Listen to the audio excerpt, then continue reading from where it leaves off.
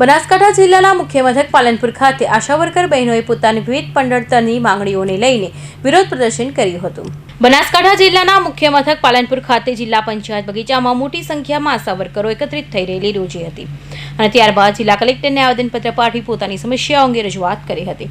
આશા worker બહેનોએ જણાવ્યું હતું કે છેલ્લા 4 મહિનાથી તેમના ઇન્સેન્ટિવની રકમ ચૂકવવામાં આવી નથી, જેને કારણે તેઓ આર્થિક મુશ્કેલીનો સામનો કરી રહ્યા છે।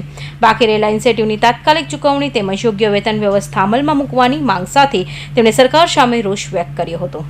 ગુજરાતને પોલિયો મુક્ત કરવાનું ગૌરવ અપાવ્યું છે, ત્યારે ગુજરાત સરકારની જવાબદારી એ બનતી હતી કે આશા વર્કર બહેનોને ઇન્સેન્ટિવ પ્રથામાંથી મુક્ત કરી અને ફિક્સ વેતન લાગુ કરવું જોઈતું હતું, પરંતુ થયું એવું કે પોલિયોની કામગીરીમાં વર્ષોથી ફક્ત બહેનોને પહેલાં 75 આપતા હતા અને હવે ફક્ત 100 રૂપિયા ઇન્સેન્ટિવ આપે છે।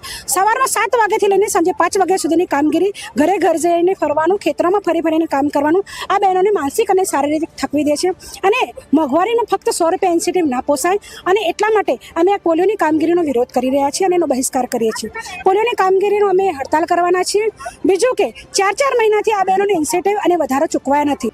બહેનોને બાળકો માટે પુસ્તકો ખરીદવાના હોય છે, આ બધું જ બહેનોને, ગરીબ બહેનોને ખૂબ નડતર થઈ રહી છે।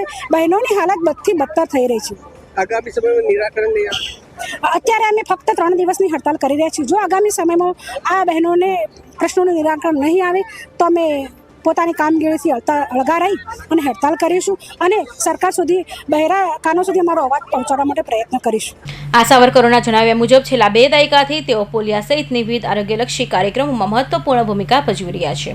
દેશને પોલિયા મુક્ત બનાવવામાં પણ આશા વર્કરનું નોંધપાત્ર યોગદાન રહ્યું હોવા છતાં આજે પણ તેમને ફિક્સ વેતન કે લઘુત્તમ વેતનનો લાભ મળતો નથી। વધતી મોંઘવારી વચ્ચે લાંબા સમય સુધી કામગીરી કરવા છતાં મળતું મહેનતાણું અત્યંત ઓછું હોવાનું તેમણે જણાવ્યું હતું। વિરોધ પ્રદર્શન દરમિયાન આશા વર્કરોએ ચેતવણી આપી હતી કે જો તેમની માંગણીઓ ત્વરિત નિકાલ કરવામાં નહીં આવે તો આગામી પોલિયો અભિયાનની કામગીરીનો બહિષ્કાર કરવામાં આવશે તેમજ રાજવ્યાપી હડતાલનું આંદોલન શરૂ કરવામાં આવશે।